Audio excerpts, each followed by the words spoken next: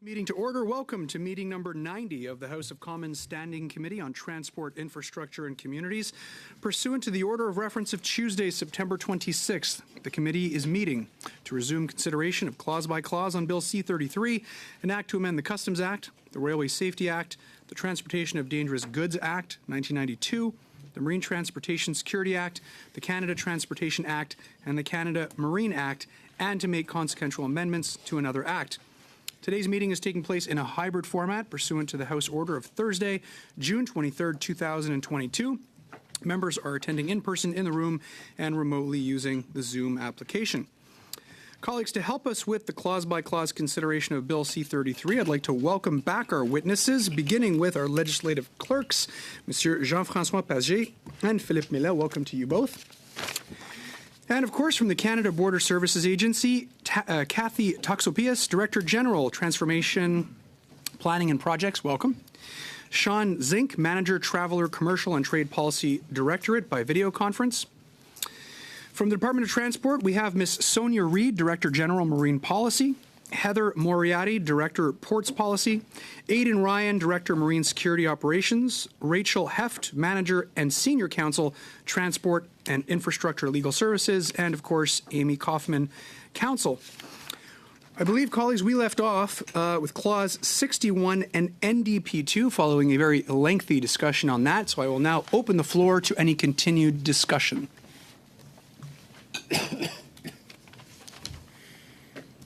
Okay, we will go to a what do we have, vote. Mr. Chairman? So we're on Clause 61, NDP 2? Yes, sir. Okay. Is Taylor not going to speak on that? Yes, there was a sub-amendment from Ms. Murray that we have to vote on first, which was Okay. just to add marine ecosystem to replace environment. So we will go, if there's no further discussion, to a vote on the sub-amendment proposed by Ms. Murray. Mr. Betterway. Yes. Mr. Iacono. Oui.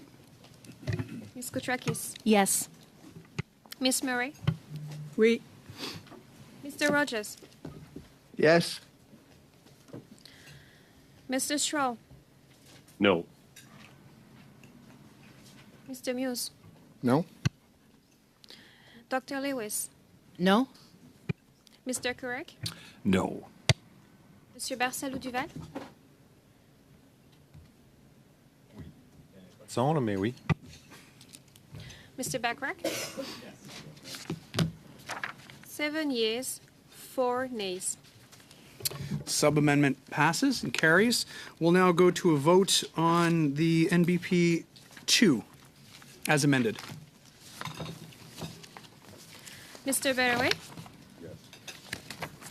Monsieur Iacono. Oui. Ms. Koutrakis. Oui. Ms. Murray. Oui. Mr. Rogers. Yes. Mr. Stroll. No. Mr. Muse. Against. Dr. Lewis. No. Mr. Kurek. No. Monsieur Barcelo Duval. Pour. Mr. Backrack. Yes. 7 yeas, 4 nays. Thank you, Madam Clerk. NDP 2 as amended carries. We'll now move to NDP 3. I'll turn it over to you, Mr. Backrack. There we go. Mr. Chair, this amendment is simply to indicate that when the minister directs a vessel, that it shall remain outside of the area described in the schedule, which relates to a separate amendment, to remain outside the area described in the schedule or outside of any other area specified by the minister. Thank you, Mr. Backrack. Comments, questions, colleagues? Seeing none. Oh, Mr. Strahl. Yeah, I guess we've plotted said map, but I'm wondering if the witnesses there could describe to us what would happen if the anchorages outside of this area were full and the minister needed to direct vessel traffic, what would the result be of essentially banning vessels from being directed into a certain area? What would they do, and what would the impact be on safety, on marine vessel traffic, etc.? Thank you, Mr. Strahl. I'll turn it over to Mr. Ryan. Thank you. So I'll start by just giving a preface here. We're with the MTSA. This purpose of the Act is to address risks and threats to the marine transportation system and health of persons in it. So, in addition to the concerns identified, establishing a blanket prohibition against anchorages in this area without any exceptions could lead to situations of increased environmental safety and navigational risks. Vessels regularly use anchorages as part of their day-to-day activities. While the average times for a ship at anchor is less than 14 days in this area, there are many circumstances where it may be necessary for ships to anchor for a longer period of time. As currently drafted, if a storm or other weather event posed a risk to operational or navigational safety of vessels anchored in the areas, the minister would be unable to exempt a vessel from this prohibition. This could cause catastrophic impacts on the local marine ecosystem. Likewise, a ship may be required to stay at anchor to effect repairs or address deficiencies identified by Transport Canada in order to ensure the safety and security of the ship and its crew. So, adoption of this amendment, as it will interfere with the government of Canada's ability to manage emergency situations and conduct follow-up investigations activity. For example, with the Zim Kingston. The Zim Kingston was a container ship that caught fire off the coast of BC in 2021, and it needed to be held at anchor to put the fire out for repairs and for the resulting investigation.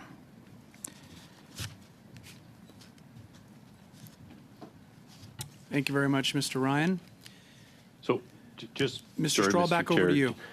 So, that dealt with the, I would guess NDP 4, the 14 days, which is I was going to ask about that as well. But I guess back to the same witness. Sorry, I don't have the name tags in front of me. Would those same concerns arise should a vessel be either other anchorages are occupied, or the proximity concern where the nearest anchorage is in this area and suddenly is off limits? So do you have the same concern that you just expressed, that there's no flexibility and no exemptions? Do you have those same concerns with simply ruling a number of anchorages that are currently in use out of essentially as being out of service or unavailable? Back over to you, Mr. Ryan. If I understand the question correctly, any banning of anchorages would be problematic. We do need to retain the ability to anchor vessels when necessary, whether through detention or to deal with other issues. Thank you. Thank you, Mr. Ryan, and thank you, Mr. Strahl. Any other questions, comments? Yes, Mr. Bachrach.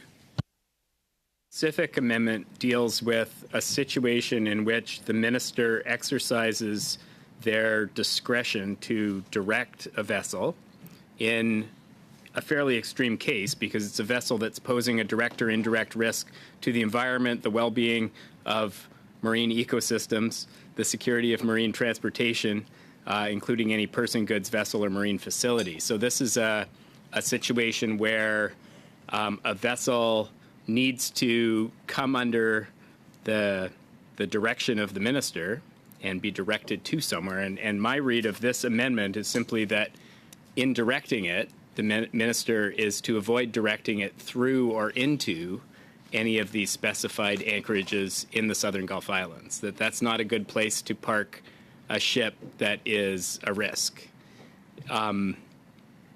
Now, our witness, Mr. Ryan, has raised the question of a ship that is where there's a risk to human health on board or some other situation. And I wonder if there are other clauses that provide for emergency situations where the risk isn't to the environment, it isn't to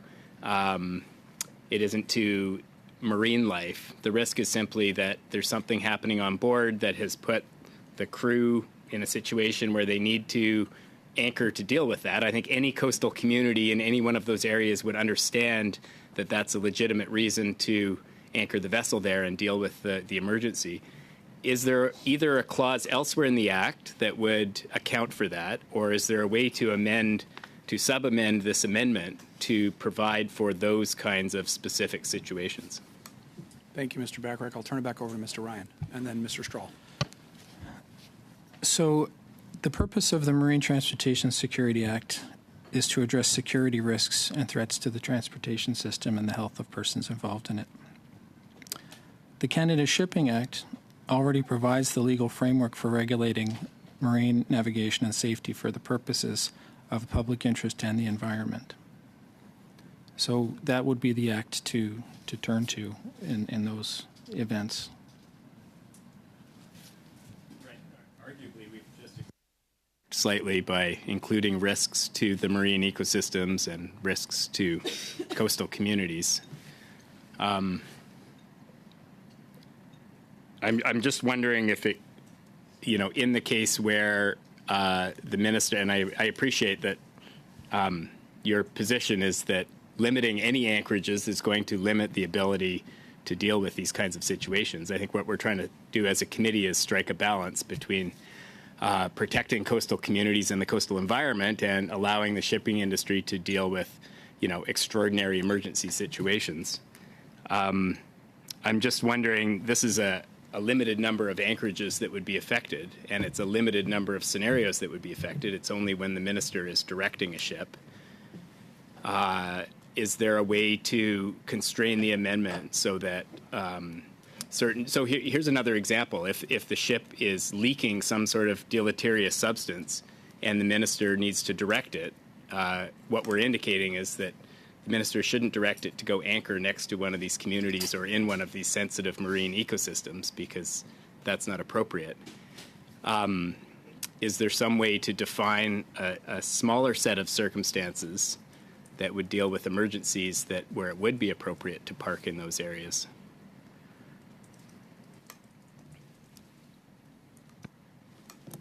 I think I'd have to come back on that question.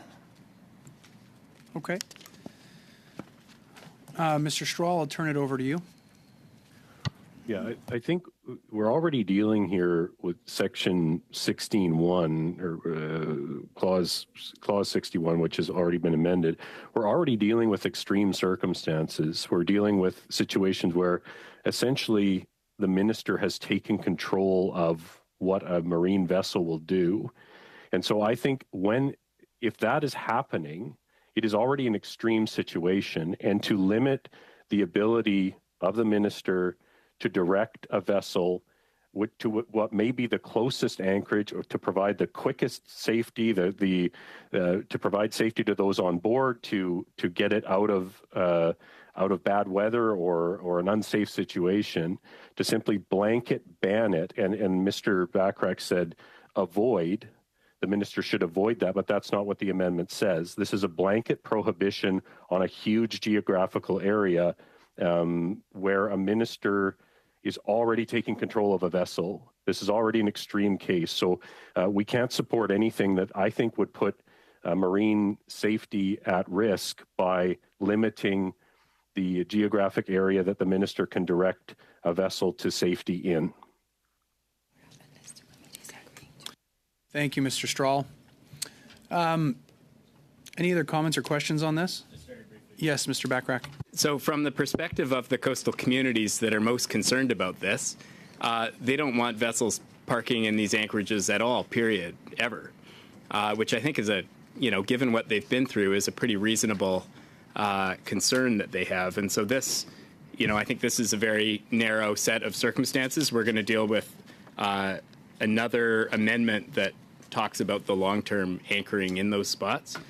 But it would seem that we're talking about directing a vessel to get to somewhere where it's a good place for that vessel to park and deal with whatever situation is happening on board.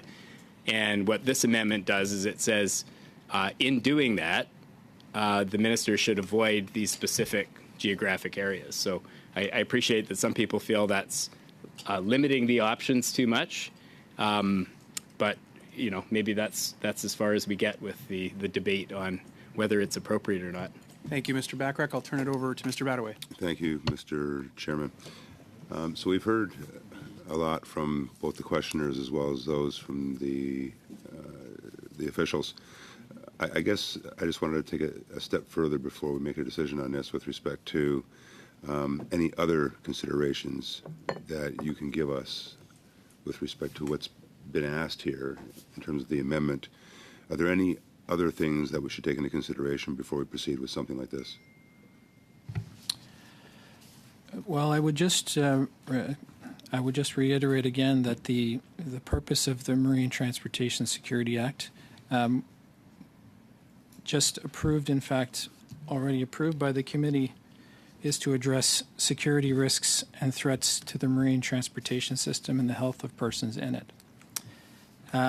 The Canada Shipping Act already provides the legal framework for regulating marine navigation and safety for the purposes of protecting the public interest and the environment.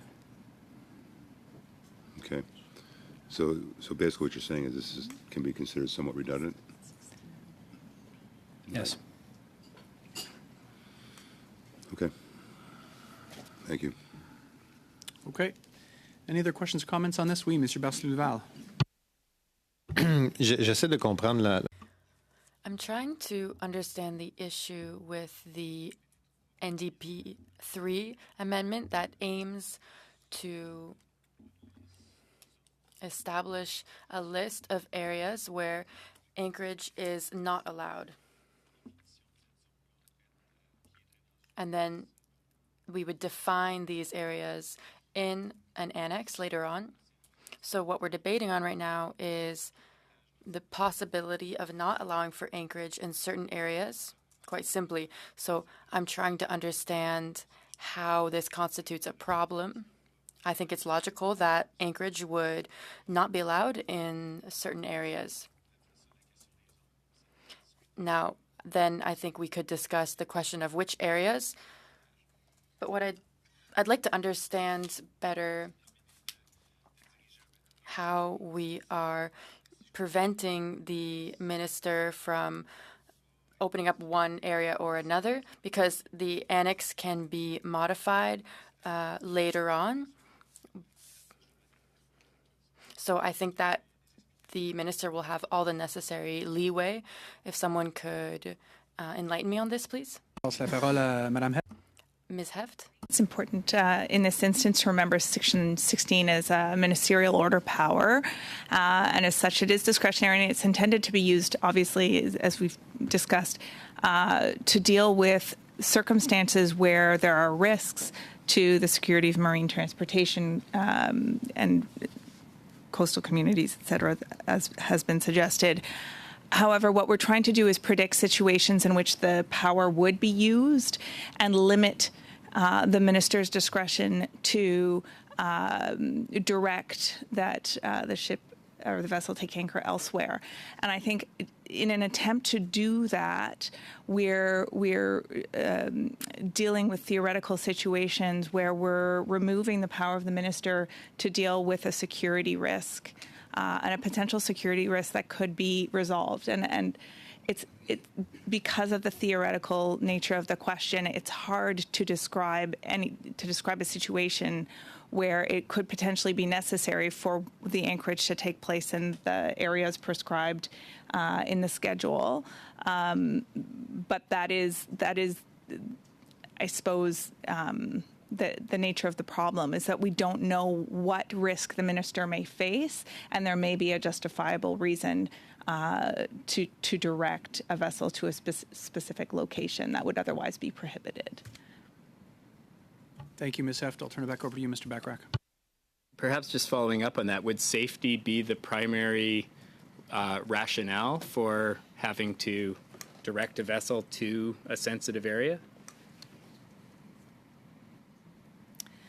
The legislation scope is meant to is meant to relate to security risks. So, given the original scope of the ministerial order power would be a security risk, I assume that the movement of the vessel from one location to another would be to improve the security situation and not cause a greater security risk to exactly the communities that you're describing. But in the absence of a fact situation that we could point to, it's hard to justify or argue against the prescribing of the areas. Go ahead, Mr. Bachrach. I appreciate that. It does seem in the amendment that we just voted on that we've expanded the breadth of reasons for which the minister would direct a vessel beyond traditionally defined security to include, environmental security, human health, community well-being, sort of a broader definition of security.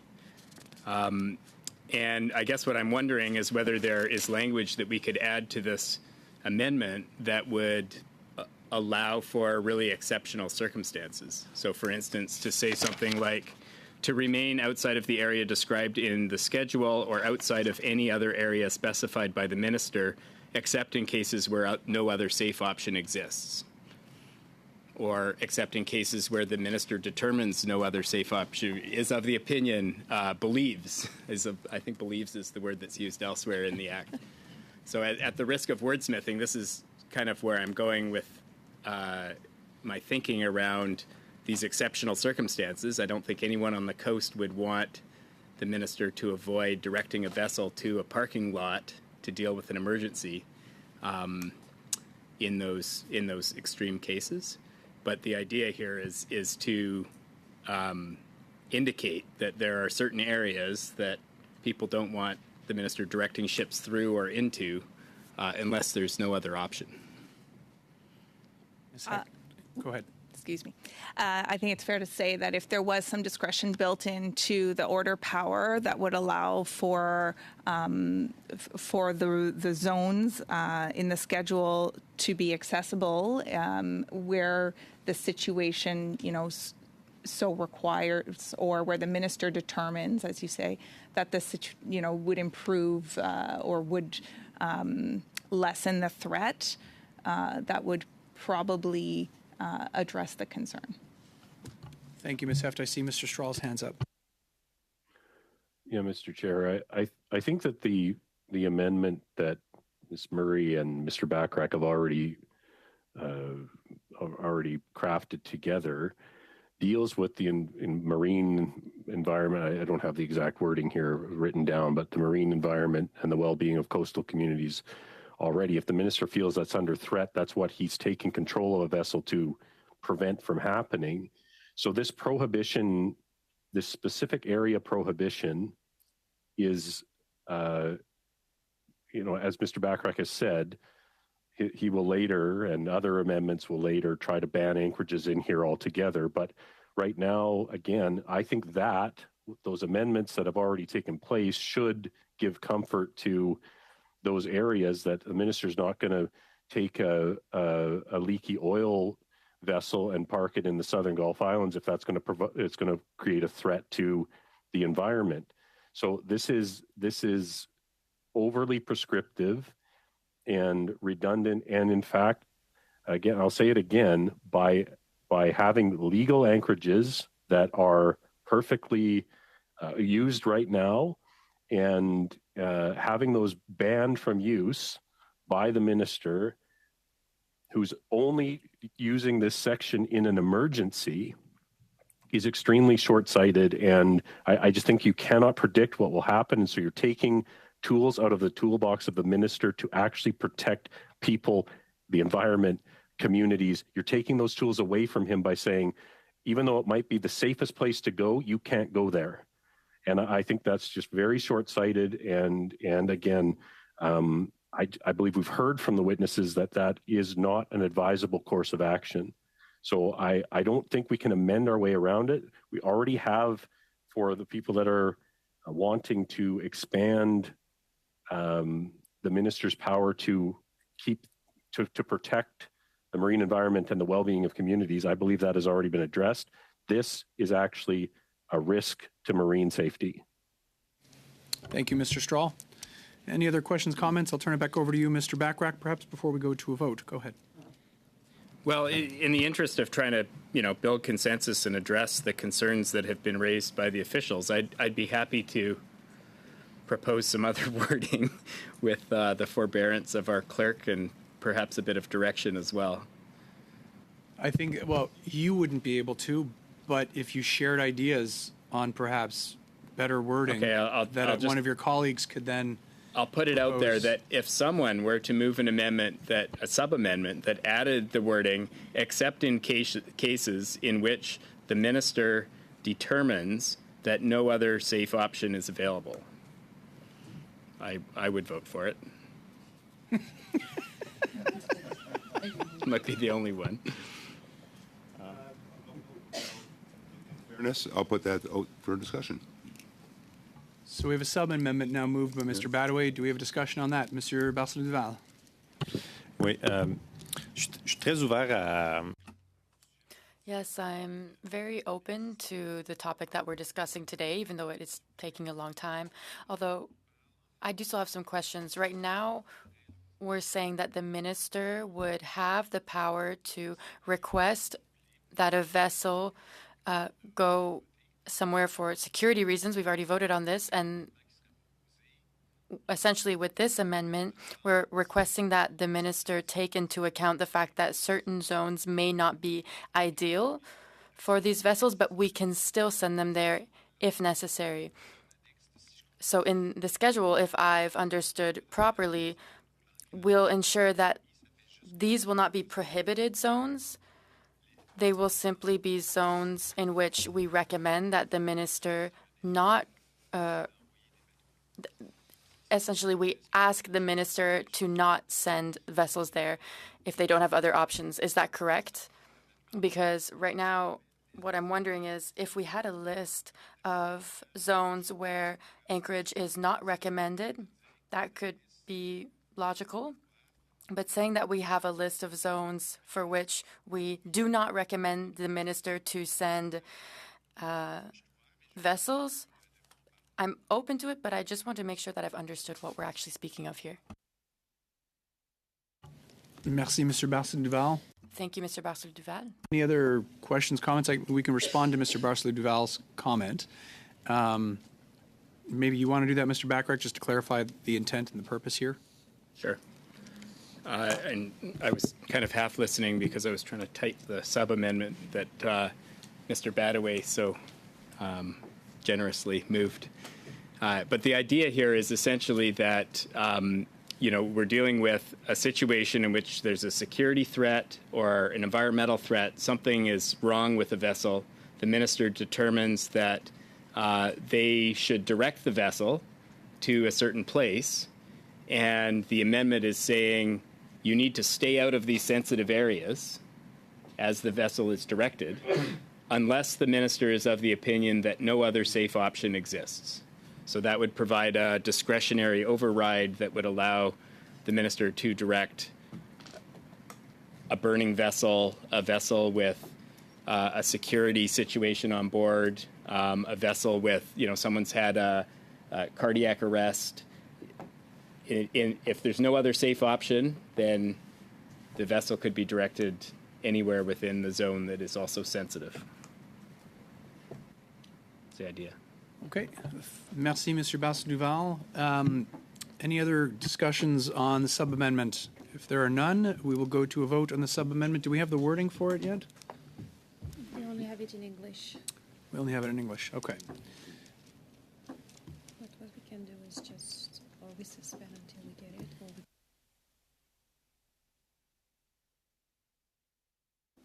Okay, colleagues, we have two options here. I can suspend until we get the translation of that sentence, or we can read it into interpretation. But I would need option two. Does that work for you, Mr. Barcel-Duval? Correct pour moi. Do they not have to be submitted in writing? Is that not one of the orders for legislation is that it must be in writing? Yes, the clerks are telling me that yes, it needs to be submitted in writing. So maybe we'll suspend until we get it translated? Okay, so we'll suspend until such time as we have a written version in both official languages. This meeting is suspended.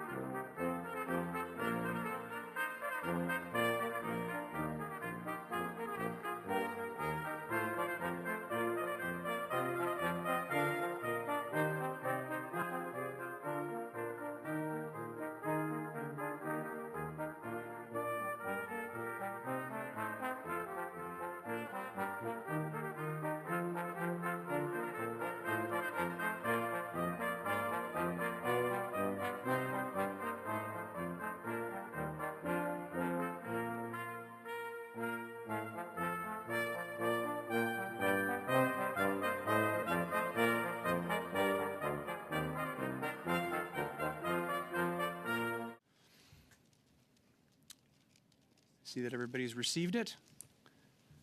So we'll now go to a vote on the sub-amendment as proposed by Mr. Badaway.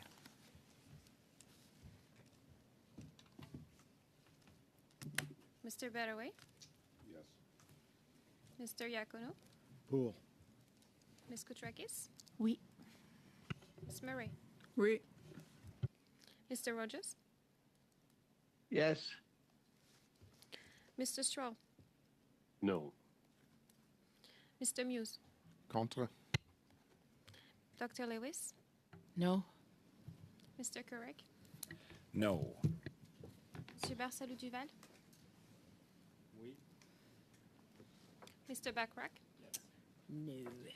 7 yeas, 4 nays. The sub-amendment carries. We'll now go to a vote on NDP 3 As amended. as amended. Mr. Badaway? Yes. Monsieur Iacono? Pool. Ms. Koutrakis? Oui. Ms. Murray?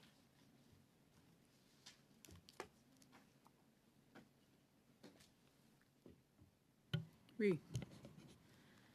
Mr. Rogers? Yes. Mr. Stroll? No. Mr. Muse? No. Dr. Lewis? No. Mr. Kurek? No.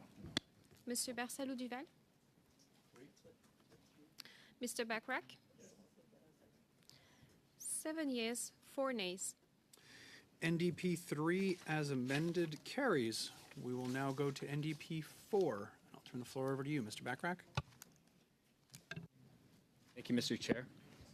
So this amendment deals with the same geographic area and the same schedule that would define a number of anchorages.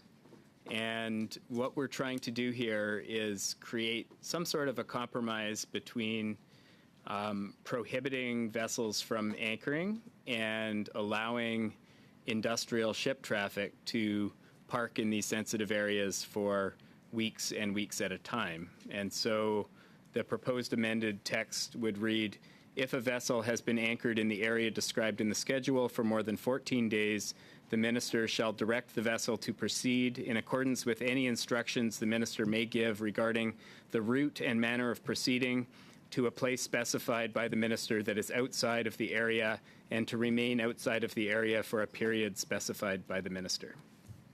Thank you, Mr. Backrack. I'll turn it over to Mr. Badaway. Thank you, Mr. Chairman.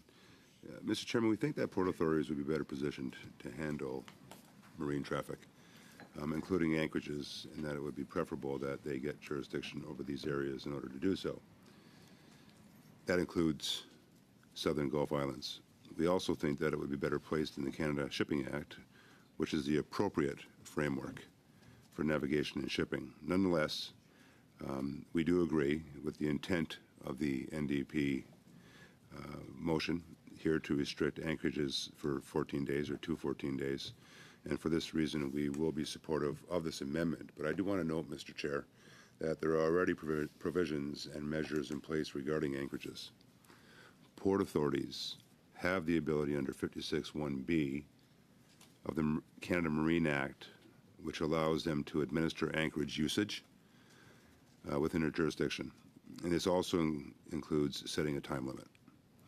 As well, Mr. Chair, and again, I want to reiterate, this includes authorities respecting regulating or prohibiting the navigation, anchoring, mooring, or berthing of vessels for the purposes of promoting the safe and efficient navigation of vessels and protecting the public interest and the environment, and as such, a better avenue.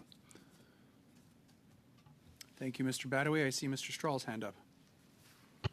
Yeah, I'm interested that if there's a better avenue, why we would support an amendment that's not the best avenue, but here we are. I guess my question again, we heard when I asked about NDP 3 about the concerns about safety and removing discretion from the minister. I guess my question here, does this clause relate now to all vessel traffic or only that vessel traffic? Does this amendment only relate still to vessels that have been directed by the minister because of a threat? Or is this all vessel traffic at all times that there's a 14-day prohibition? I guess that question would go to the witnesses. What are we talking about here? Is this just for directed traffic from the minister, or is this for all vessel traffic that this amendment would apply? Thank you, Mr. Strahl. I'll turn it over to Ms. Heft. As currently drafted, we would read it as applying to all traffic that has been anchored for 14 days. Right. So I guess we heard on numerous occasions that that the anchorages are currently full because of issues at the port. We heard about loading grain in the rain, for instance, and it can rain in this region, that is my home, for days and days or weeks at a time, which would mean that a grain vessel, for instance, could not load because of a lack of infrastructure at the port. So we're going to now be just in many cases, they only use these anchorages. This has only been used recently when other anchorages are occupied.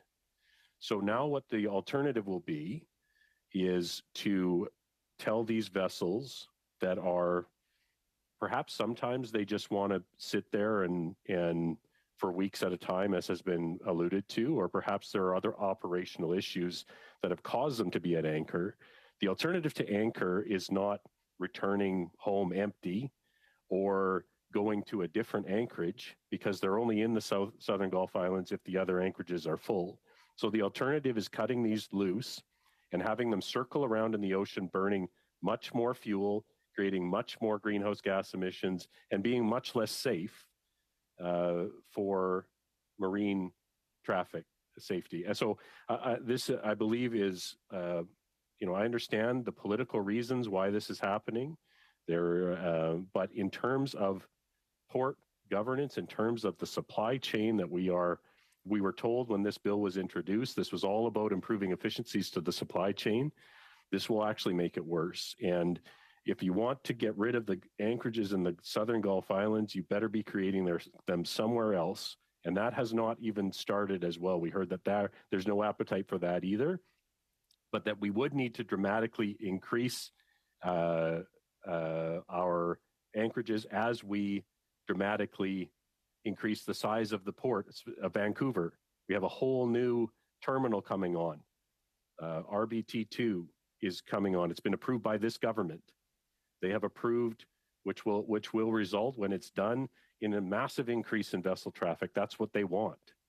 So to suddenly say that we are going to, kick these vessels out let them circle around and around until they can get back in to get loaded or get on their way.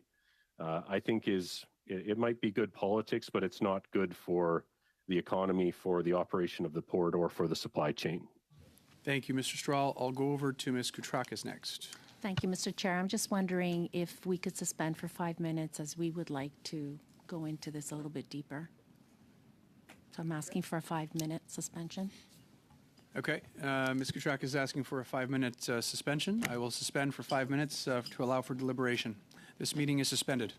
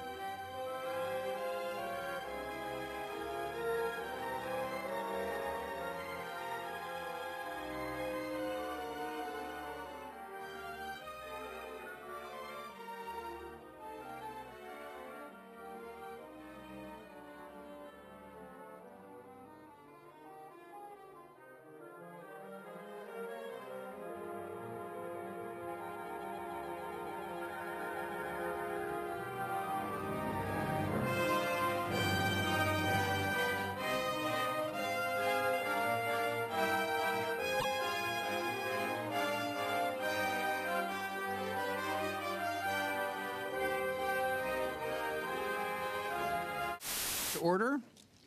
Mr. Badaway, you had something you wanted to. Thank you, Mr. Chair. And I just wanted to respond to a comment that Mr. Stroll made with respect to a better avenue.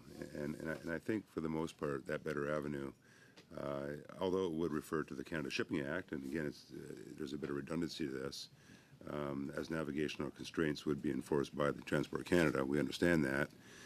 But I do want to emphasize something that I talked about last meeting, and that is, with all due respect to the members of British Columbia, when we look at Taylor's riding, as well as Joyce's riding, and Elizabeth's riding as well, you know, and yeah, to some extent, Mr. Straw. You know, take into consideration that, and I'm sure we all get phone calls from our residents, and I'm sure you get a lot of phone calls about this issue. So once again, Mr. Chairman, I do want to reiterate the fact that we will be supporting this amendment being put forward by the NDP. Thank you, Mr. Badaway. Any questions, comments on the sub-amendment? If not, we will go to a vote. And I will turn it over to our very capable clerk. Madam Clerk?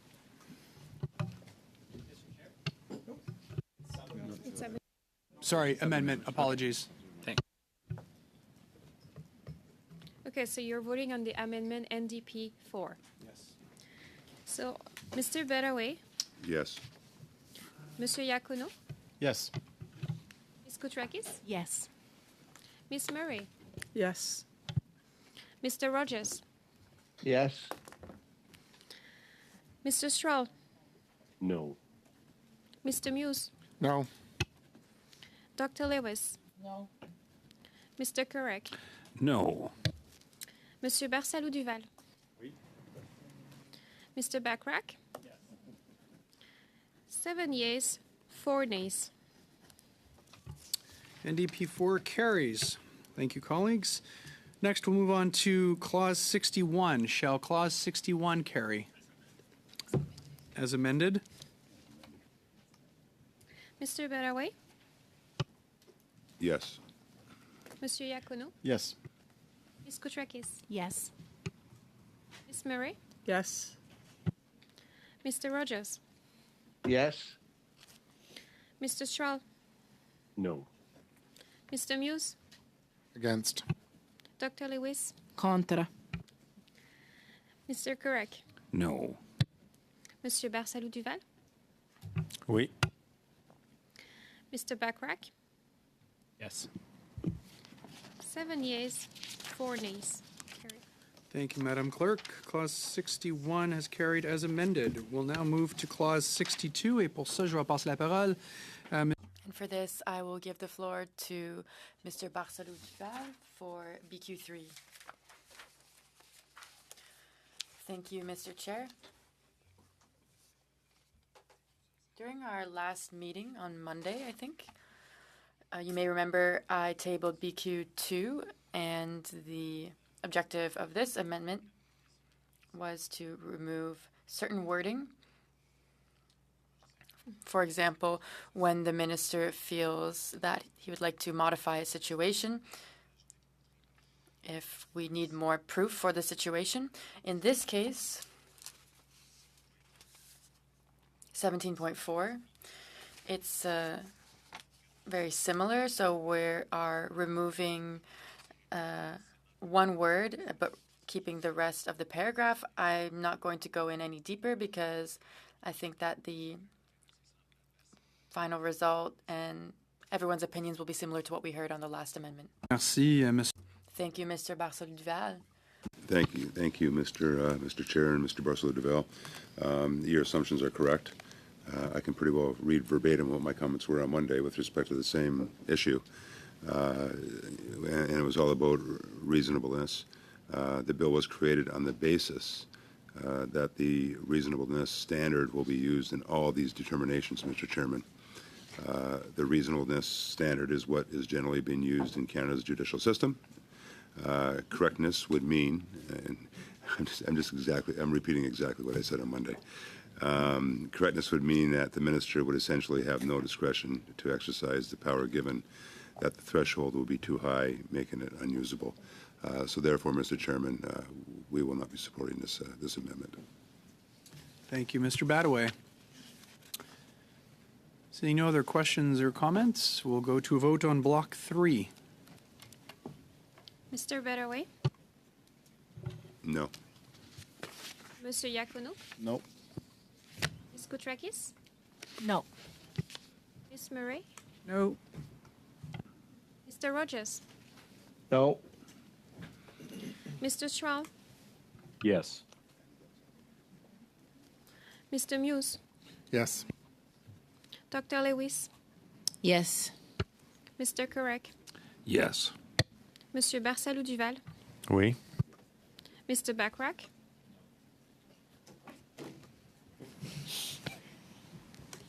Désolé. 5 yeas, 6 nays. Block 3 does not carry. Shall Clause 62 carry, colleagues? Mr. Betterway, Yes. Monsieur Iacono, Oui.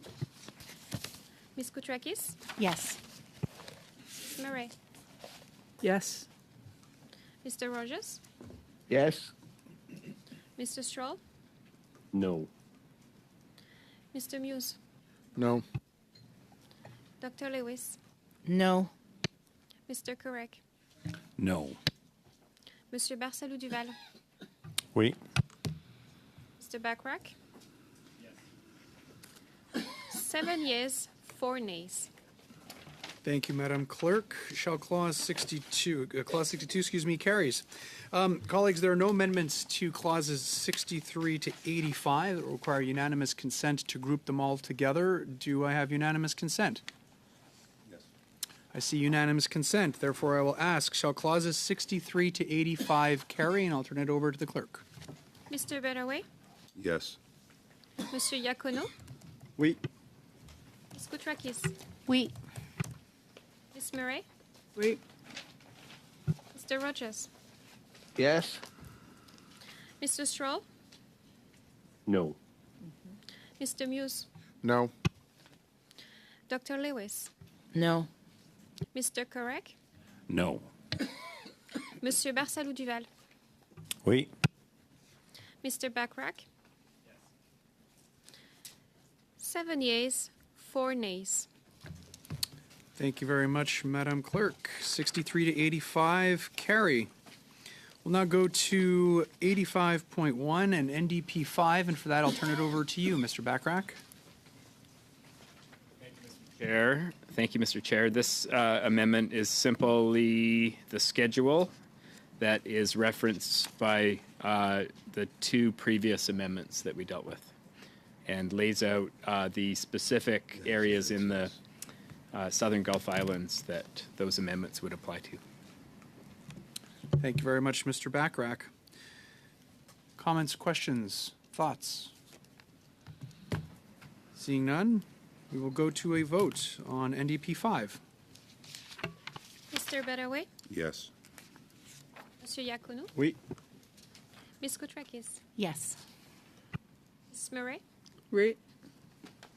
Mr. Rogers, Yes. Mr. Strahl, No. Mr. Muse, No.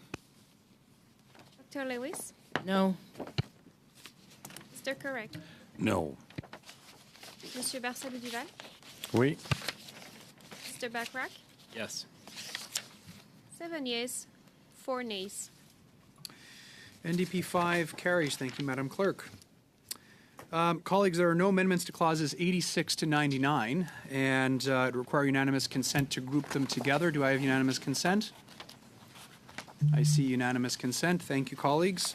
So the question is, shall clauses 86 to 99 carry? And for that, I will turn it over to our clerk once again. Mr. Betterway, Yes. Monsieur Iacono, Oui. Ms. Koutrakis, Yes. Ms. Murray, Mr. Rogers, Yes. Mr. Strahl, No. Mr. Muse, No. Dr. Lewis, No. Mr. Correc, No. Monsieur Barsalou Duval, Oui. Mr. Backrack, 7 yeas, 4 nays. Thank you very much, Madam Clerk. 86 to 99, carry. We'll now go to Clause 100 and NDP 6, and for that, I will turn it over once again to Mr. Bachrach. Thank you, Mr. Chair. This amendment, I'm not going to read the entire text of the section, but it inserts a number of words. Under sub F, it inserts the words or in proximity to which vessels are regularly anchored. And in sub F2, it adds the words as well as the protection of the environment and the well-being of the communities in proximity to which vessels are regularly anchored.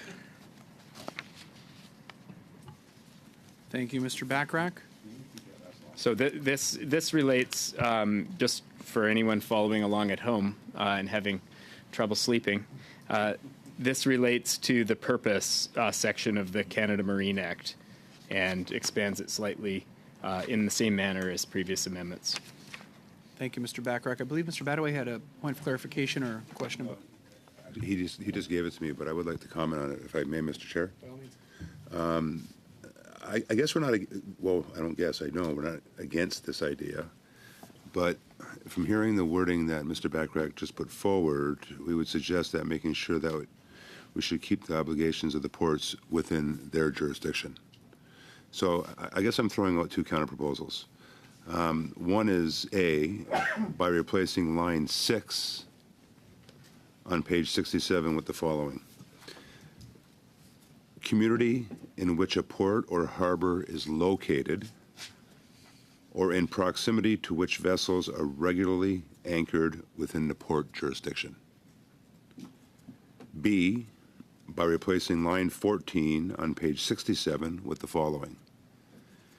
Chains as well as the protection of the environment and the well-being of the communities in proximity to which vessels are regularly anchored within, once again, the port jurisdiction.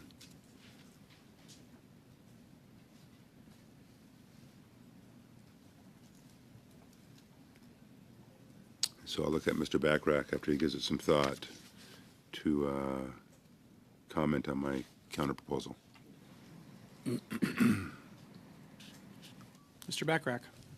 So the whole text, Mr. Chair, and I appreciate Mr. Badaway's suggestion, the whole text reads, manage the marine infrastructure and services in a commercial manner that encourages and takes into account input from users, Indigenous peoples, and the community in which a port or harbor is located, and then our addition, or in proximity to which vessels are regularly anchored. And so I think this isn't just about the area that a port has jurisdiction over. It's also the area affected by its activities. So it could be just outside of that, but the port has influence over those activities. For instance, Indigenous peoples could include Indigenous people that reside in the larger territory and are affected by the port's activities. This is really it's pretty high-level language, and it simply states that when the port manages the marine infrastructure and services in a commercial manner, they should also take into account these broader factors.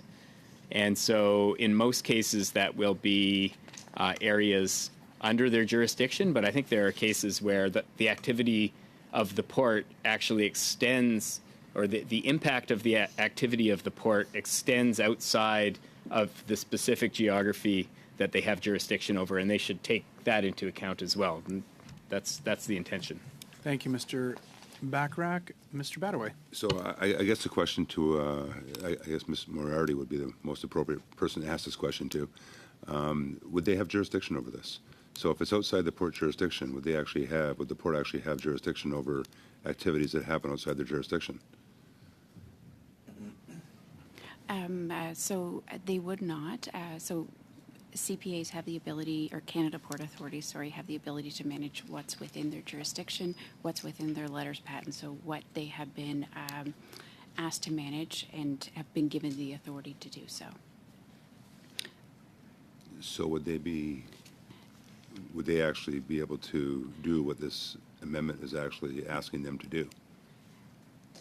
So they would, so they do often undertake activities outside of the port, but that is different in terms of how it gets classified. So in terms of Canada Port Authorities, they can undertake activities outside of their jurisdiction, but they are limited in terms of the intent and how they're managed. So ideally, it would be within the jurisdiction of the port, just for clarity and ensuring that they have what they need to appropriately manage. Thank you, Mr. Badaway. Mr. Bachrach. The amendment text is the text that precedes it in the purpose of the act. And so perhaps if I read that, it'll put it in context, because it's not actually referring to ports at all. It's referring to the act. So it starts, this is paragraph 4, under purpose of the act. In recognition of the significance of marine transportation to Canada and its contribution to the Canadian economy, the purpose of this act is to, and then it would carry on with, manage the marine infrastructure and services in a commercial manner that encourages and takes into account input from users, Indigenous peoples, and the community in which a port or harbor is located, or in proximity to which vessels are regularly anchored. So it's talking more about the government's responsibility, the minister's responsibility, and less about the port's responsibility specifically. I know there are other parts of the act that relate specifically to the jurisdiction and activities of ports, but I think the purpose is broader than just ports. It's actually all marine infrastructure and services. Thank you, Mr. Bachrach. I'll turn it over to Mr. Kirk. Thanks very much. Just wanting to make sure I understand that there's a sub-amendment that's has it been officially proposed? I'm not 100% clear, and if so, just want to make sure that we have that in writing. No, I haven't put it on the floor yet. We're just discussing it. And I'm trying to get clarity from both the officials as well as the intent of Mr. Bachrach. And then hopefully, once we have this discussion, we can actually tailor it to what Mr. Bachrach's looking for, and or what's acceptable by what we can actually do as a government, and or what the port can actually do through its letters patent. Thanks for clarifying. Thank you, Mr. Kirk. We can move. Okay. You have your microphone on, Mr. Bachrach. You're good? No. Oh, it is. No worries. Okay, so I don't see any further discussion on this. We do not have a sub-amendment on the table. Therefore, we can go to a vote on the NDP 6. Madam Clerk? Yes. Mr. Badaway. Yes. Monsieur Iacono. Yes. Ms. Kouchrakis. Yes. Ms. Murray. Yes. Mr. Rogers. Yes. Mr. Stroll. No. Mr. Muse. No. Dr. Lewis. No. Mr. Kurek. No. Monsieur Barcelo Duval. Oui. Mr. Bachrach. 7 yeas, 4 nays. NDP 6 carries. We will now turn it over for Parti Vert 1, and for that I'll turn it over to our esteemed colleague, Ms. May. Ms. May, the floor is yours. I'll now speak briefly to this amendment, and I do want to thank the committee for what I see as extraordinarily collaborative and collegial work with positive changes to this bill this evening. I'm deeply gratified. This is in the same section, and as Taylor has already been explaining, we're looking at the purpose of the Canada Marine Act. My change is the amendment that's proposed here in Parti Vert 1. It's in the same section. You go to line 13 on page 67. You probably already have it open because we were just amending it. And what it inserts is in the sub that's F2 that starts managed traffic, including mooring and anchorage, and then the in order to part. My amendment proposes to say in order to protect the marine environment, to respect the rights of Indigenous peoples, and promote the efficiency of supply chains. Thank you. Thank you very much, Ms. May. Any questions, comments, or thoughts, colleagues? Mr. Backrack. I certainly welcome the language. I'm just wondering, perhaps our legislative clerks could advise us on whether this conflicts with the amendment we just passed, whether it can be integrated somehow. Am I lost? No. Or is it the next one? Well, we just passed NDP 6, which I believe amended that same section. Manage traffic, including mooring and anchorage, in order to promote the efficiency as well as the protection of the environment and the well-being of the blah, blah, blah. I'll confirm with the clerk Okay. and get back to you.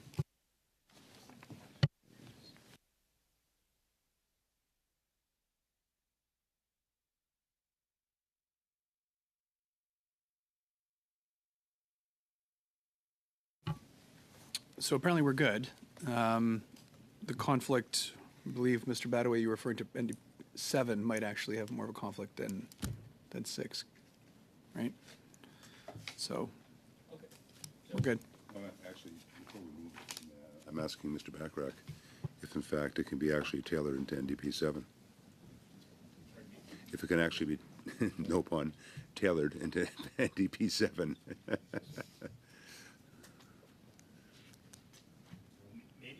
I'm missing something, but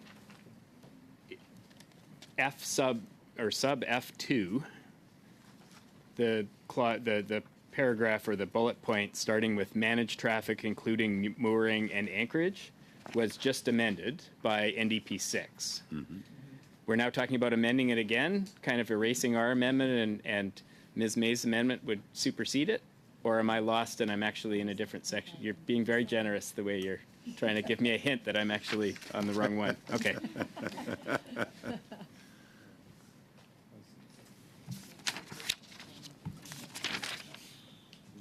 Page 6.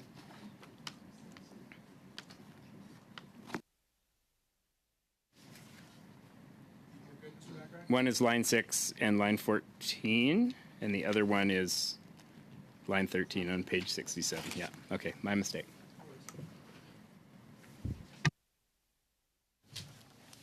Any other questions on PV1?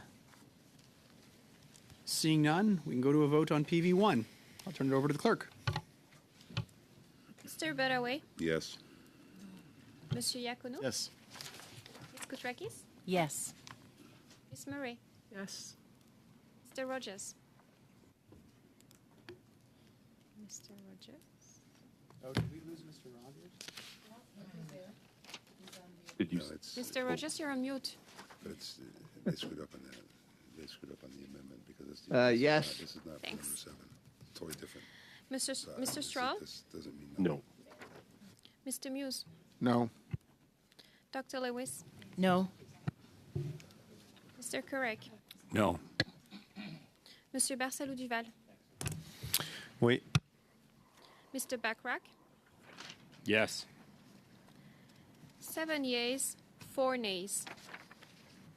PV1 carries. We will now make our way to NDP 7, and for that I will turn it over to you, Mr. Backrack. Okay.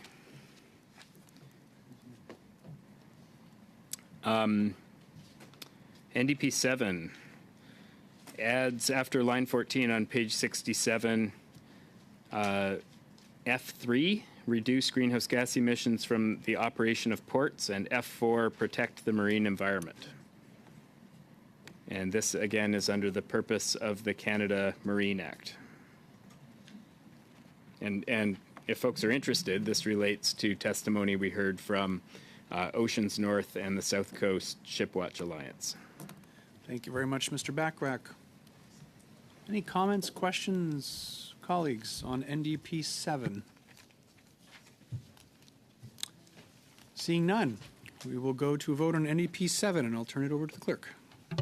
Mr. Badaway, Yes. Monsieur Iacono, Yes. Ms. Koutrakis, Yes. Ms. Murray, Yes. Mr. Rogers, Yes. Mr. Stroll, No. Mr. Muse, No. Dr. Lewis, No. Mr. Correct, No. Monsieur Barsalou Duval, Oui. Mr. Backrack. 7 yeas, 4 nays.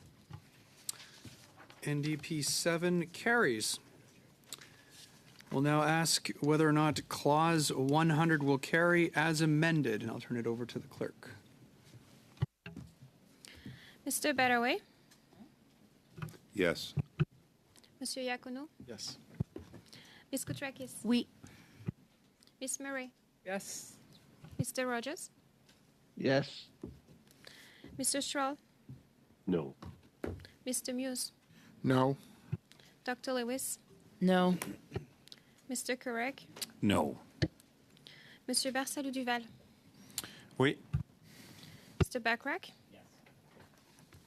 7 yeas, 4 nays. Clause 100 carries as amended. Merci, Madame la Greffière. Next, we'll go to new Thank you, Madam Clerk. point. Now we'll go to new clause 100.1. Mr. Barceló Duval. Thank you, Mr. Chair. So this is a unique situation because the amendment BQ 3.1 for Article 100.1 are related to other amendments that I will be sharing later on. So I'm not sure how we should go about this to explain it. Block 3.1 is related to BQ 4.1, which is also related to BQ 3.2. So what I would suggest is that I explain the idea of BQ 4.1, because if 4.1 is not carried, then it would not be logical to carry 3.1.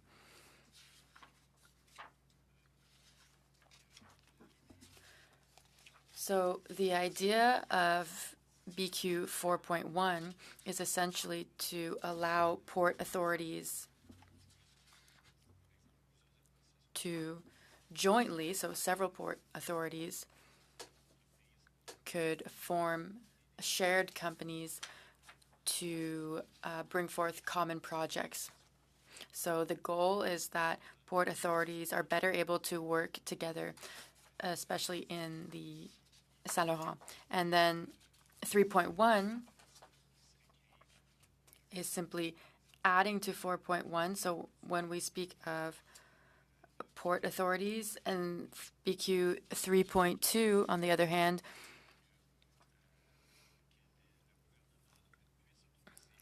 makes it possible for the government to authorize port authorities to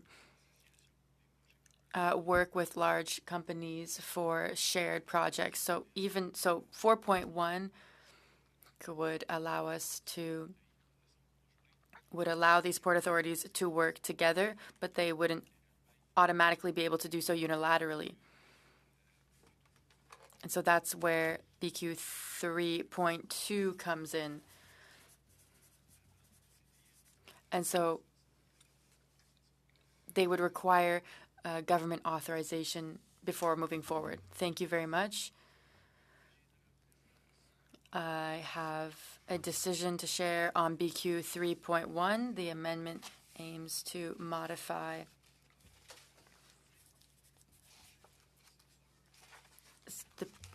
the procedure, and so we're on page 771. The amendment is not in order.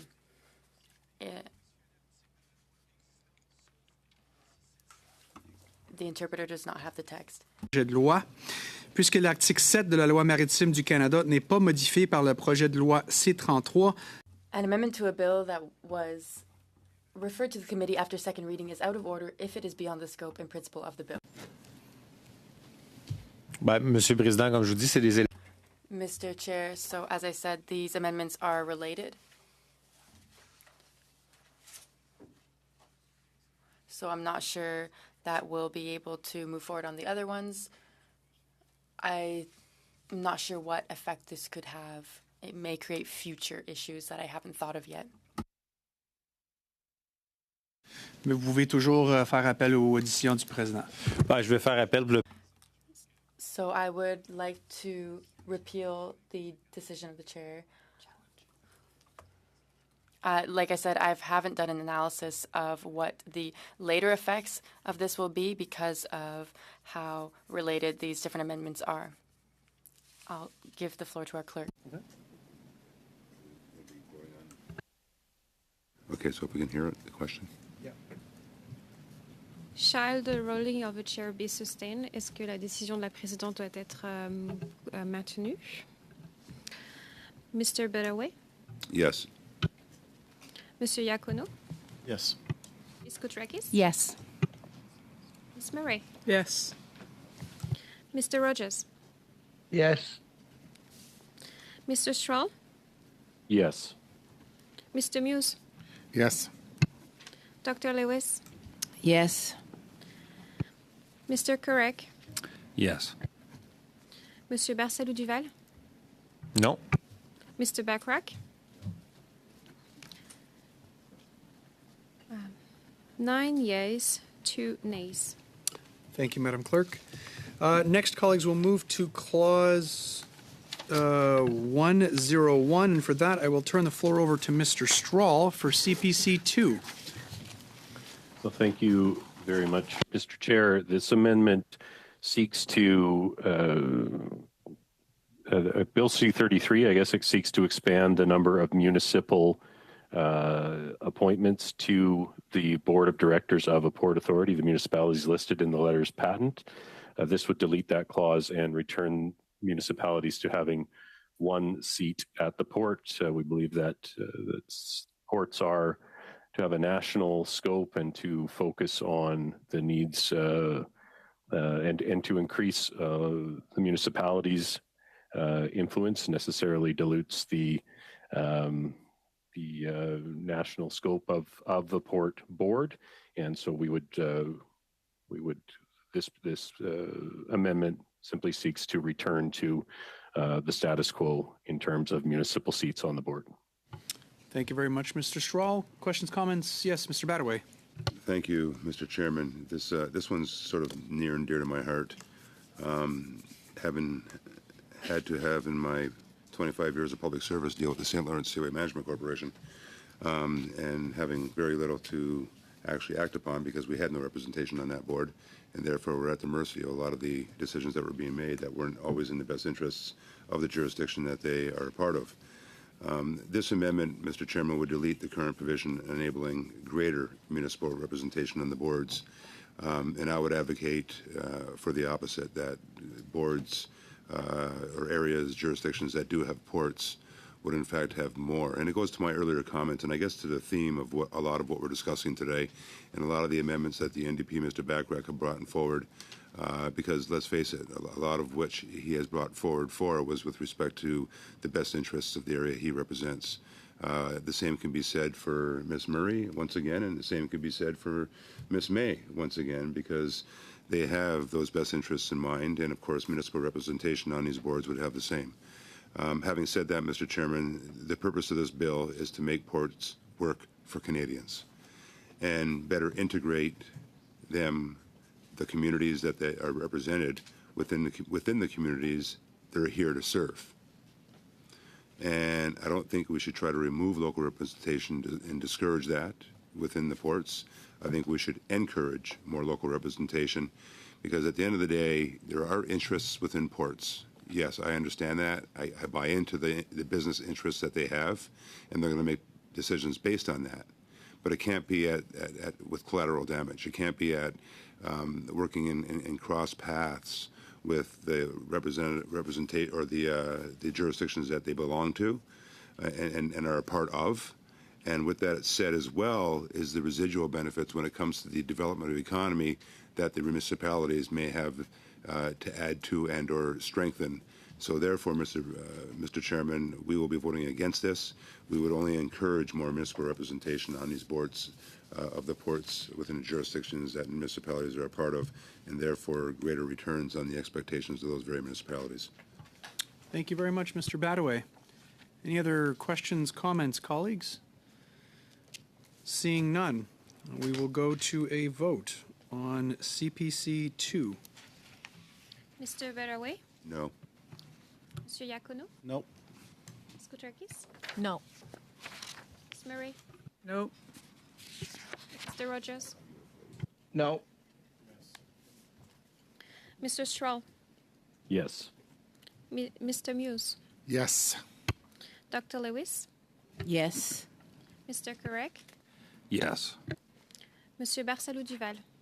No. Mr. Backrack?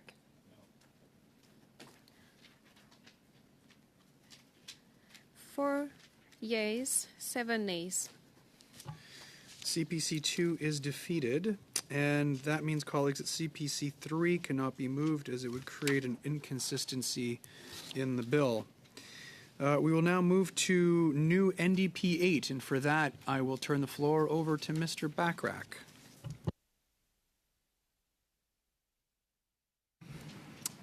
NDP 8, this is adding after line 31 on page 67, subparagraphs 8, 2, F, II to 1V of the Act are replaced by the following.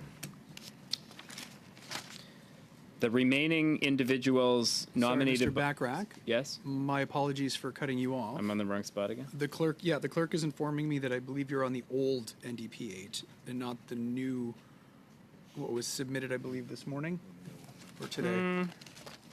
Okay, doing my best here. Let's look in here.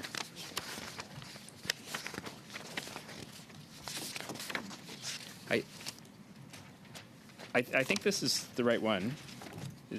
NDP 8.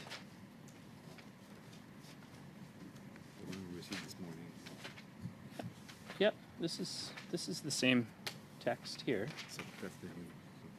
Yep. Okay. So I think like mine looks different, but if you read, Okay. So this is number 49. Yes.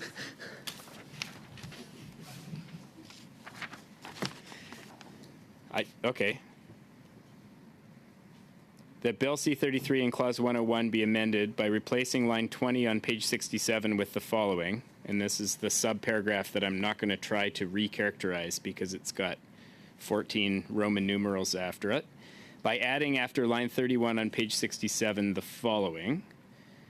1V, the remaining individuals nominated by the minister in consultation with the users selected by the minister or the classes of users mentioned in the letters patent, including one individual nominated by the minister in consultation with the labor groups selected by the minister or with those mentioned in the letters patent.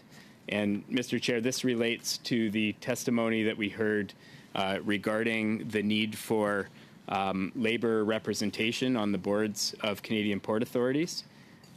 This amendment would make the appointment of a labor representative parallel to the other appointments in terms of it being at the minister's discretion, but clearly in consultation with the labor groups, and the assumption being that they would be the relevant labor groups, that is, the labor groups who are involved with the operation of the port. And it could also be the labor groups that are mentioned specifically in the letters patent of the Port Authority. So I think it's fairly self-explanatory, but I'll leave it at that and see if there's any other discussion.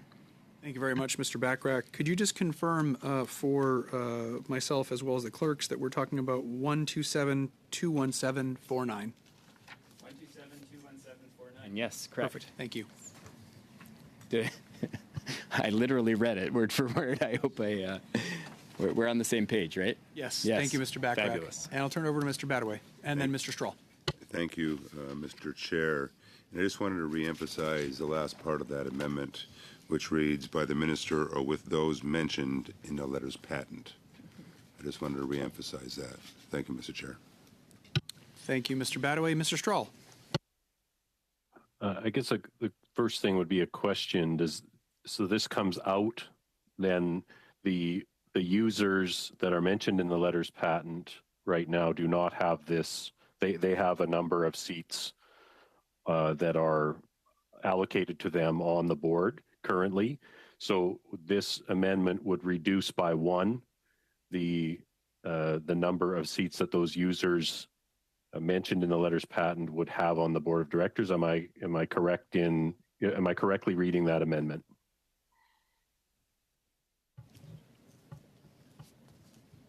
Mr. Bachrach? So this would be among the remaining individuals nominated by the minister. So there are a number of individuals on the boards that are specified in the legislation to be from municipalities, from the prairie provinces, etc. This would not take away from those. I think Mr. Strahl's question is whether it would reduce the number of board representatives selected in consultation with the port users. And I think that's a fair question. I don't have the answer for that. Maybe we could look to someone more familiar with the Marine Act. If I could refer that to the witness panel we have. Okay, thank you, Mr. Strahl. Ms. Reid? It wouldn't, the effect of the amendment wouldn't be to reduce the overall number of user, or the number of user nominated or user group related individuals on the board. Just that one of those would now be in consultation with a labor user group as defined, set out in the letters patent, is my understanding. But if, say a user group, I don't have the number in front of me, say a user group right now, port users currently provide or are consulted on 6. Now they would be consulted on 5, and the organized labor at the port would be consulted on 1. Is that not reducing the user group number, the port user number by 1? It seems to me that by saying including one individual nominated, is this adding to the board or is it reallocating? And if it's reallocating, who is it reallocating from, is my question. So that would depend on the individual letters patent of the board. So the user groups are defined in the letters patent for each individual CPA.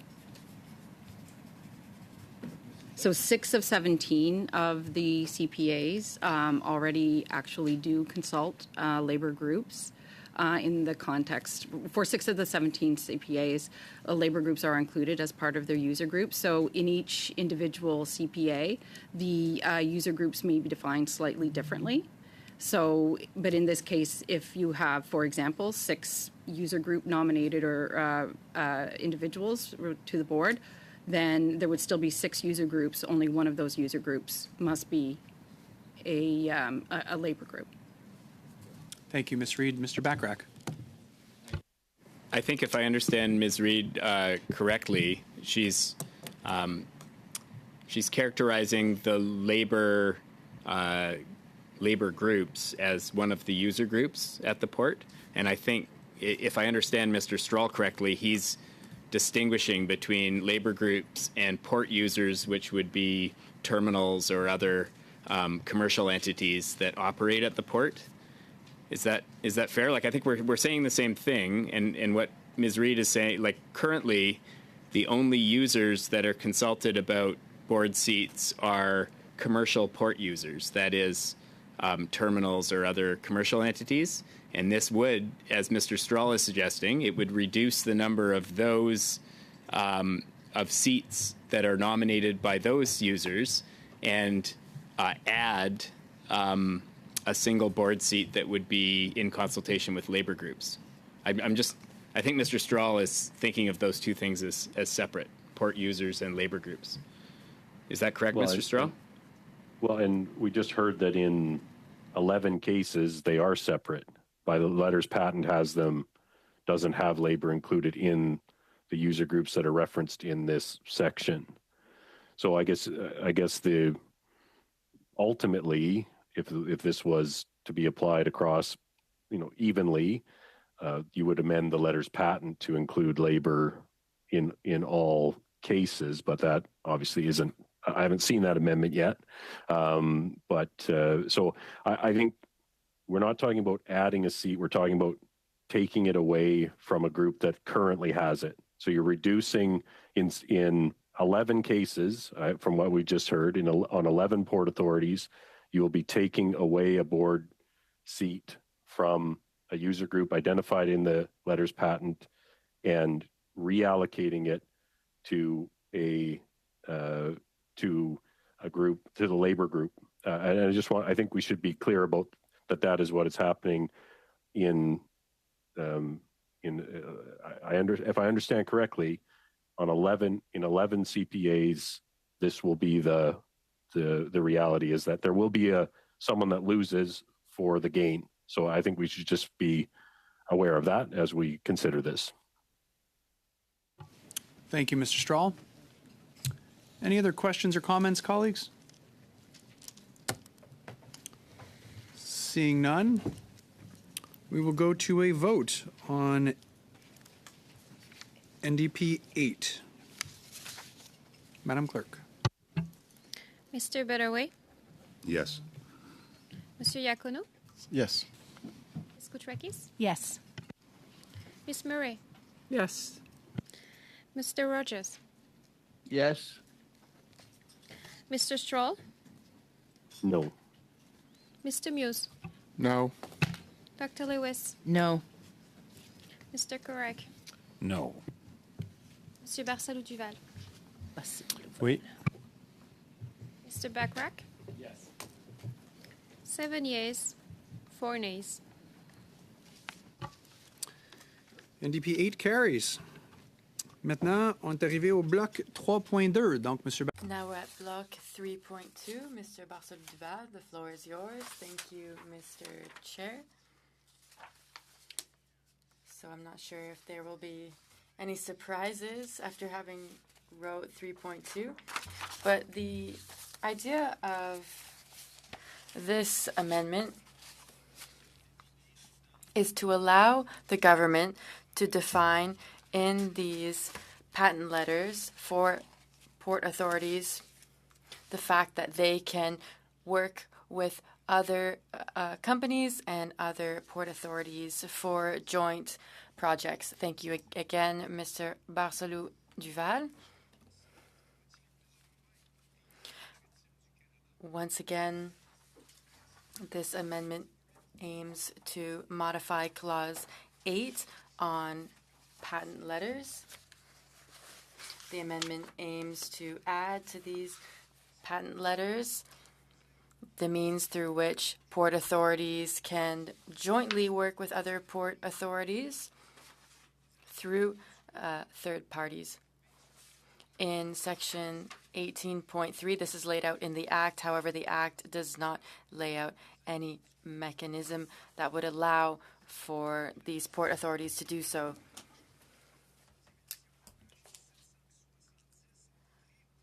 And an amendment to a bill that was referred to committee after second reading is out of order if it is beyond the scope and principle of the bill.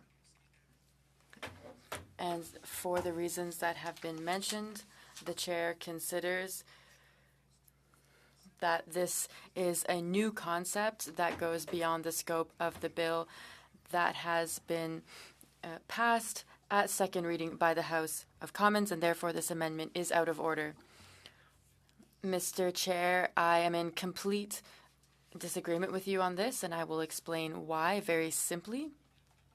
Firstly,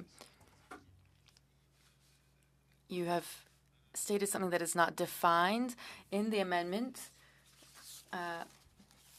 but it's actually defined in BQ 4.2. So it will come up later on. And you've also said that it goes beyond the scope of the bill. I have a serious problem with this because the government actually tabled this bill publicly, and the only new clause in Quebec, there was only one new clause, and it was a bill to allow for different port authorities to work together. And so this is completely in alignment with what the minister has said, and so I do not see why this amendment would be out of order, Mr. Chair. Thank you, Mr. Barcel-Duval. You can always challenge the chair's decision if you'd like. Clearly, yes, I would like to challenge the decision. La décision de la présidence est-elle Is the chair's decision sustained? Mr. Beraway? Yes. Monsieur Iacono? Oui. Ms. Koutrakis? Oui. Ms. Murray? Oui. Mr. Rogers? Yes. Mr. Stroll? No. Mr. Muse? No. Dr. Lewis? No. Mr. Correc? No.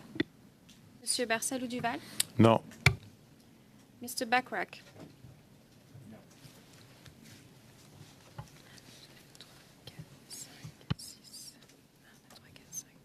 5 yeas, 6 nays. So the ruling of the chair is overturned. So we'll now go to a debate on block 3 point, where are we again? 12.3. Yes, Mr. Badaway. Thank you, Mr. Chairman. And I was actually smirking when that vote was happening because it's sort of bittersweet, although I appreciate the passion and the dedication of Mr. Barcel-Duval on this issue, because this is the whole reason why we've taken on many studies of the past to integrate our supply chains, looking at the overall, as we spoke about, Mr. Chairman, earlier today, the need to establish an ultimate transportation, a national transportation strategy. And I know exactly where Mr. Barcel-Duval is going after here, and I appreciate it because it is the right direction to take. Although, and however, it doesn't fit into this act. It doesn't fit into this bill. So I appreciate, Mr. Chairman, the ruling that you made, and I agree with it. I agree with that ruling. Although it was overturned, I agree with it. However, the bittersweet part is that, again, I appreciate the direction that you're taking, Mr. Barcel-Duval, in attempting to have that integration, to have that dialogue, and to have those ports working together to actually accomplish the integration of supply chains. And not just, by the way, domestically with ports in Canada, but binationally also with ports in the United States as well. So again, I appreciate where you're going, although not part of the bill, and hence the reason for the chair's decision. But here we are having it on the table to discuss. And again, I'm not sure how we're going to move forward with it in this bill. So if it does pass, I'm not sure how we're going to shoehorn it in there. So I guess I would ask the clerk for that guidance. But I do very well appreciate the intent of the direction that Mr. Barcel-Duval has taken. Thank you, Mr. Badaway. Je vais tourner la parole à Mr. Barcel-Duval. And I'll give the floor to Mr. Barcel-Duval again. Thank you, Mr. Chair. I'm just trying to understand because I'm being told that this goes beyond the scope of this bill and its initial intention. But what I don't understand is how can this go beyond the initial intention of the bill if this is what the bill was supposed to do as presented by the minister? So maybe the current minister could explain this to us, but this was how it was presented in the news in Quebec by the former minister. It's going to allow these port authorities to work together. And so I don't see how it could better correspond with what was shared by the minister. Thank you, Mr. Barcel-Duval. Any other questions or comments, colleagues? To a vote on block 3.2. Mr. Badaway? Yes. Monsieur Iacono? Oui. Ms. Koutrakis? Yes. Ms. Murray? Yes. Mr. Rogers? Yes. Mr. Stroll? Yes. Mr. Muse? Yes. Dr. Lewis? Yes. Mr. Correc? Yes. Monsieur Barsalou Duval, Oui. Mr. Bachrach, Yes. 11 yes, 0 nays. Merci, Madame la Greffière. Thank you, Madam Clerk. Colleagues, 3.2 carries. We will now go to, shall Clause 101 as amended carry? Turn it over to you, Madam Clerk. Mr. Beraway, Yes. Monsieur Iacono, Ms. Koutrakis, Oui. Ms. Murray, Yes. Mr. Rogers, Yes.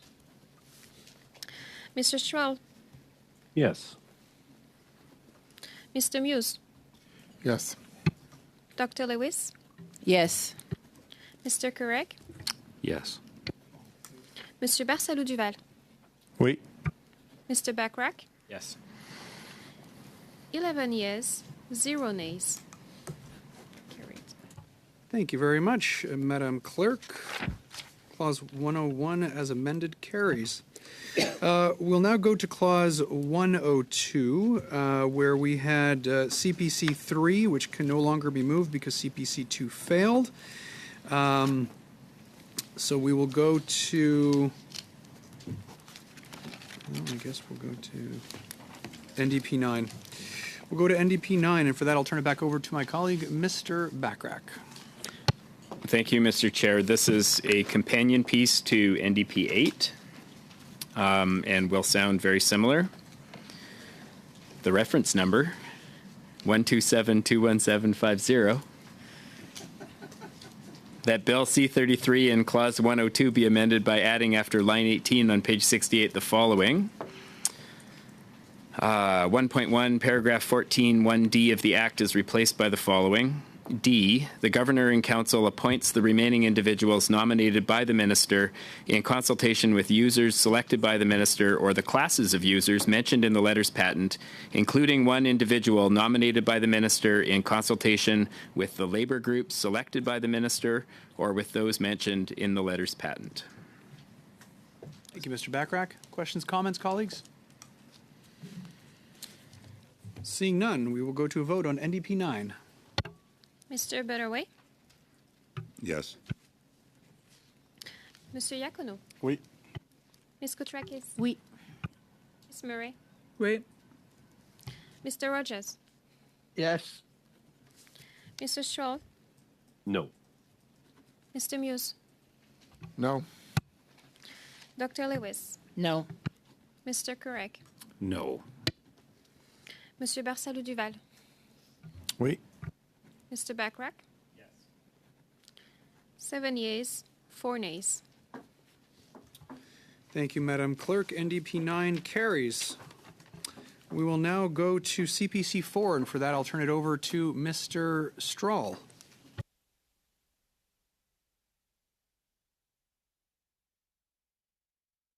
My apologies. Thank you, Mr. Chair. This is, sorry, we are on Clause 102, number 4. Okay. This addresses the issue of board vacancies. We have heard from many port users and people in the supply chain very frustrated with delays in appointing board members when there are vacancies, doing so in a timely manner. This would give the minister 6 months to provide to fill a vacancy on the board, and after that time, the board would be able to make an appointment on their own. So this is an attempt to encourage the minister to fill board positions in a timely fashion and to provide a remedy for when he or she fail to do so. So that is the purpose behind this amendment. Thank you, Mr. Strahl. Any questions, comments, colleagues? Yes, Mr. Badaway. Thank you, Mr. Chair. And I go back to my earlier comments about the representation that would be expected to otherwise look after the best interests of the area that they're representing. The government, quite frankly, Mr. Chairman, has a transparent process. And that transparent process ensures that proper consultation with the user groups, as well as those that have interests within that area, have the opportunity to vet all candidates. So with that, and with respect to the interests of those jurisdictions, time is needed, and therefore, with the amendments that are being proposed by the Conservatives, we'll be voting against it. Thank you, Mr. Badaway. I have Mr. Barcy-Duval, Mr. Bachrach, followed by Mr. Strahl. Merci, Monsieur le Président. Thank you, Mr. Chair. I understand the idea behind my Conservative colleague's amendment, and I'm rather friendly to it, although, I understand that we have many vacant positions on these boards, and that we want to put a little bit of pressure on the minister because people feel that we need to hurry up. However, I do feel that 6 months, when we're talking about really going through all the applications and vetting them, I think I would suggest a different time period, something a little bit more reasonable, maybe 12 months, even a year. Thank you, Mr. Barcy-Duval. Is that a sub-amendment, an official sub-amendment? Well, it could be for discussion if individuals are open to 8-10 months. Okay. Mr. Bachrach first. My thinking is similar to my colleagues. I like the idea of putting some parameters around the timeline. It's something that we heard from the port authorities, a frustration around the long delays in appointing board members. But to be frank, I'm not that familiar with what's involved in the current selection process. And I wonder if our witnesses who are more familiar with it could lay out what the different steps are, how much time those typically take, and what currently is sort of the average time to approval. So from a position becoming vacant to having someone in that seat. We've heard that it can be years.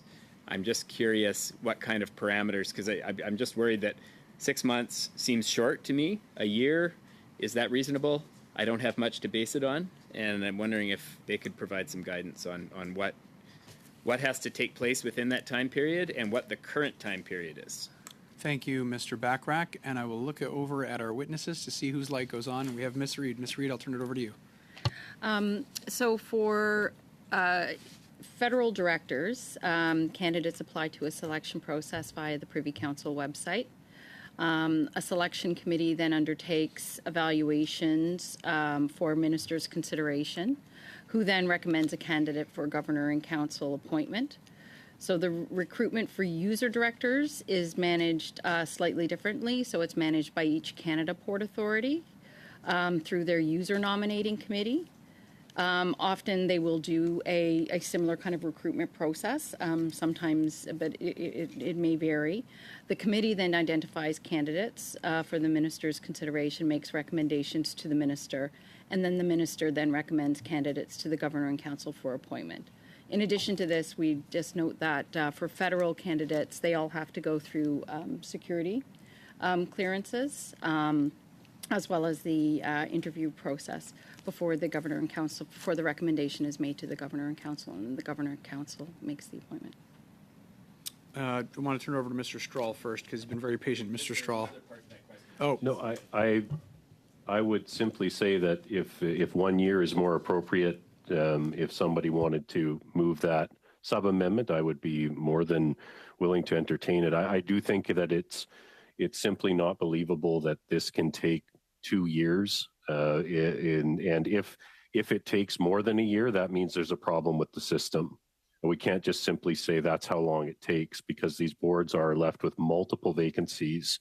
And these are multi-million dollar port authorities that are charged with overseeing a huge part of our economy. And so if it takes more than a year, if 6 months is too short, fine. If it takes a year, they need to have these board members appointed. And I think this will light a fire under the government to come up with a more efficient system to ensure that these vacancies don't drag on and on. We heard examples, we heard testimony of over 2 years at times, and that's just not acceptable. So if 6 months is too short, 12 months, I would certainly support a sub-amendment to that effect. Thank you very much, Mr. Strahl. I see Ms. Murray's hand up, as well as Mr. Barcelou-Duval and Mr. Bachrach. Well, thanks, Mr. Chair. And I just wanted to add a piece of context to board appointments. Yes, as Ms. Reid said, people self-select through a website. What our government has done is had a very strong commitment to moving away from what may historically, especially in, say, port boards, been male-dominated boards. And so we actually have criteria that is called GBA+, where we want to make sure that there's a better gender balance. We want to make sure disabled Canadians are included to participate and contribute where appropriate. We want to make sure Indigenous peoples are part of our boards. And in some cases, bilingualism is a requirement, as well as, of course, subject expertise. So I just thought it was important for the discussion here that there's an understanding that there is a shift from historic, in many cases, white male-dominated boards to having opportunities for diverse Canadians, and that does take some time. Thank you, Ms. Murray. I'm going to turn it over to Mr. Kirk. Thanks, Chair, and certainly I'm supportive of any common sense initiative to ensure that government works better, and I think that our amendment is that. But Mr. Chair, being that it is after 9:30, I would move to adjourn. Okay. Dilatory. Objections to adjourning? Seeing none, this meeting is adjourned. We will. Meeting is adjourned.